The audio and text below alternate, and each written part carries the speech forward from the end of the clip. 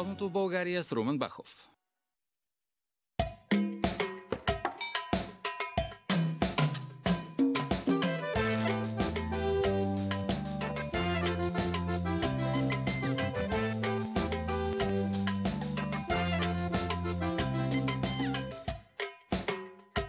Вие гледате Денят започва, а мен много ми се иска в този момент да се разхождам по терена на някои от стадионите в Бразилия.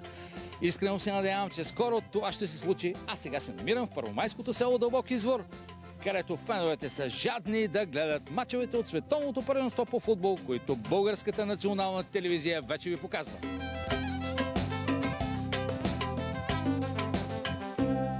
Аз съм Румен Бахов и ви казвам, че е време за една гореща бразилска самба в изпълнение на световно известния оркестър Орфей с ръководител Георги Янев.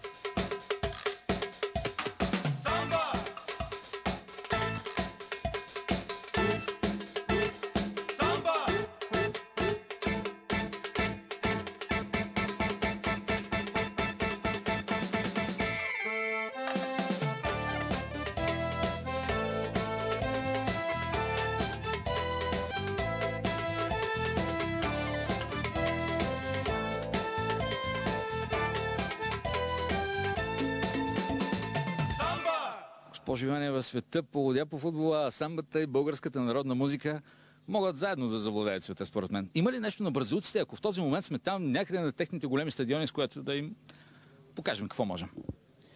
Ами, аз мисля, че ще ги впечатлим най-вече с български фолклор от различните фолклорни области на България, поднесен професионално от оркестър Орфей.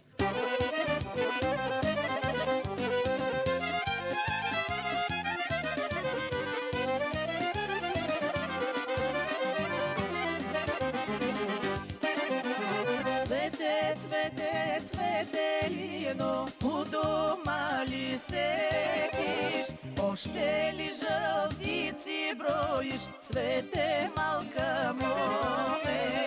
Всички пари си ми взела, 500 гроша и 1000 жълти лири, цвете малка моме. Всички пари си ми взела, 500 гроша и 1000 жълти лири, цвете малка моме. В първомайското село Дълбок извор преди време откриха музей на Роналдиньо. Ето го човека, който е виновник да има музей на тази световно известна футболна звезда. Ама как така свършихте тая работа да има музей? Вива Бразил, вива Роналдиньо, вива България, вива футбол! Господин Шейтанов, вие сте готов за сериозни обращения от големи стадиони. Да, аз обичам футбола, играл съм го, обичам Роналдиньо, обичам си родния край, обичам си селото и затова този музей е в това село. Господин Шейтанов, ама как така установихте толкова топли отношения с Роналдиньо? Той много обича българската музика, а на мен ми подари една панелка, компакт диск, подари ми също така любимата си книга, подари ми също автобиографията си. Всичко това е разписано и много цветя, които за съжаление не можах да ги съхраня хубаво. Много елегантен, много дисциплиниран човек е Роналдиньо. Той е много обичан в цял свят. Господин Роналдиньо, ако не слушате в момента, бай Георги толкова комплименти изрече по ваш адрес, че просто си нямате на представа. Доколкото разбрах, господин Шейтанов, вие сте му изпратил диск с музика и той се запалил по нашинската музика. Точно така. Той остана много доволен и просто остана учуден защо не можем ние българите да играем всички български хора, български ръченици и танци. Даже ако сте забелязали, когато вкара гол и беше в Барселона, той отиваше на корнера и почваше да играе там наши танци. Тези танци са от ансамбъл Тракия, които аз съм ги дал да ги слуша той като музика. Уважаеми зрители на националната телевизия, не ми остана нищо друго, освен за всички, които ще гледат световното първенство по каналите на национална телевизия. Още един поздрав в изпълнение на оркестър Орфей.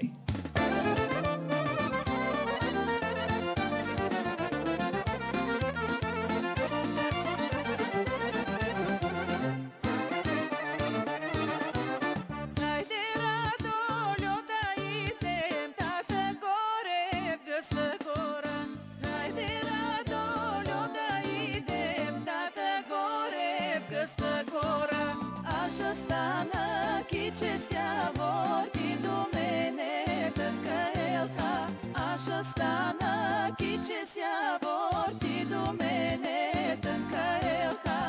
Вива дълбок извор! Вива Бразил! Вива футбол! Вива Мондиал! Вива България! Вива Роналдиньо! Роналдиньо!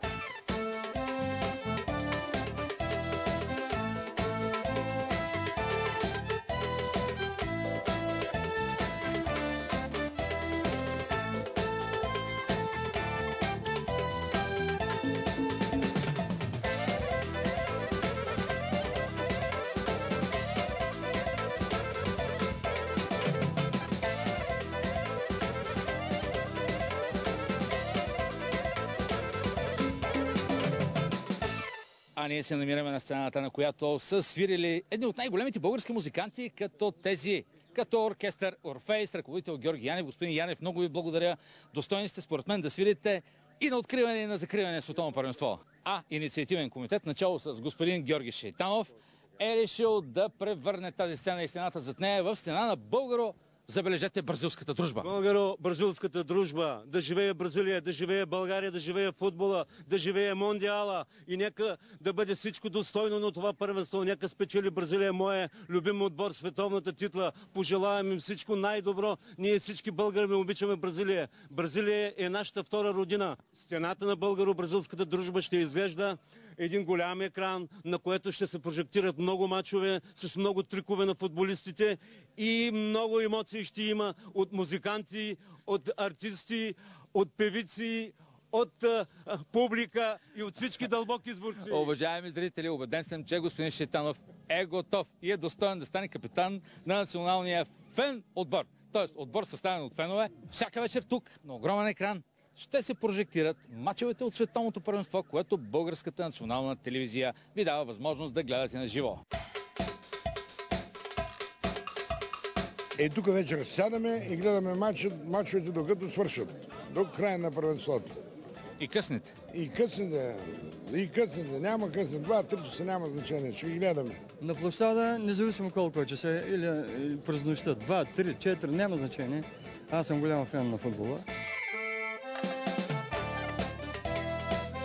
Господин кмете, имаме да съобщим, направо бих казал, сензационна новина на зрителите на националната телевизия. Община Първомай обмисля по повод на световното Бразилия да се побратими с някой голям бразилски град. Да, безспорно, но нека да започнем от сцената на село Дълбок извор, защото това, което днес се случва тук, е уникално. Събрали сме елита на музикалния свят, мога да кажа, защото тракийска народна музика се слуша и в Съединените американски щати, и в Бразилия. И да имаме партньорство с тази прекрасна държава. И нейния народ, който също има прекрасни културни и свои традиции. Сега, господин кмете, изброявам, както съм си написал с емоционален тон. Порто Алегри, Сао Гонзало, Сао Бернардо до Кампо, Понте Гроса, Санта Мария, Сао Жозе до Рио Прето. Кой град се изберат? Да се побратимите. Моето пожелание е да изпратя по едно писмо към всички кметове на тези градове и аз съм убеден, че ще откликнат и ще направим едно такова бъдещо сътрудничество. И побратимяване между... И побратимяване, да. Защото първомайци и конкретно и дълбоки изворци са хора, които обичат мира, които обичат музиката и контактите между хората. Значи музиката и футбола ще обединят хората и аз съм убеден, че бразилците ще ни уважат и ще имаме едно такова бъдещо побратимяване и сътрудничество. Благодаря ви, както се казва, честито. И се надявам съвсем скоро да ни поканите тук, когато, например, сте се побратимили с Сао Жозе до Рио Прето.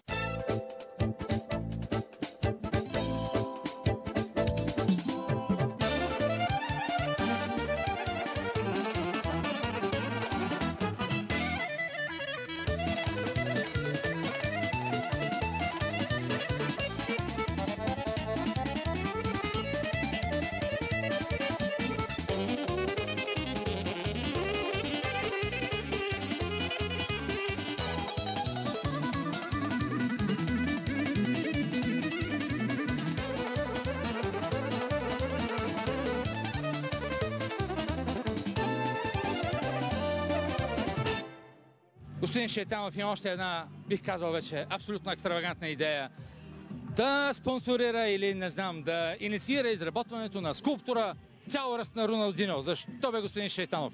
Защото заслужава. Той е световен шампион, европейски шампион. и ще бъде сложена в музея тази скулптура благодарение на скулптора Георги Любенов. Господин Любенов, колко време ще ви отнеме изработването на тази скулптурна фигура? Значи, скулптурата ще бъде изработена за около година, година и половина. Ще бъде модерна пластика, предполагам, че ще бъде от бронз и камък.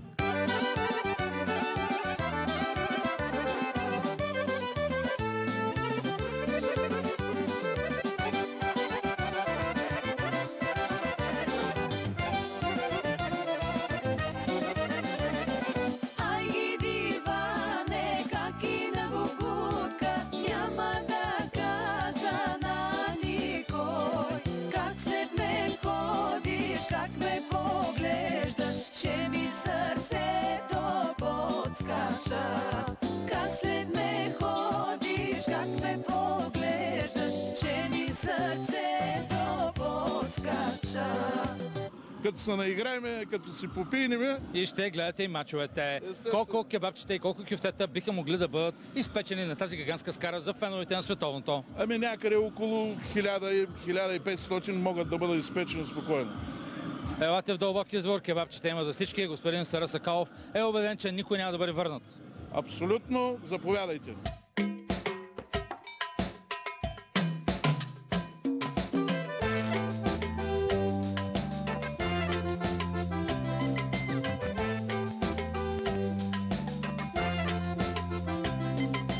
Гледайте световното първенство по футбол по БНТ 1, БНТ 2 и БНТ HD. Не прекалявайте с питиетата и мезетата, стискайте палци на своите любимци. А ако някъде масите са по-големи, феновете са по-разгорещени, просто не се обадете, а ние ще ви дойдем на гости след това симпатично пони и ще покажем как се забавлявате.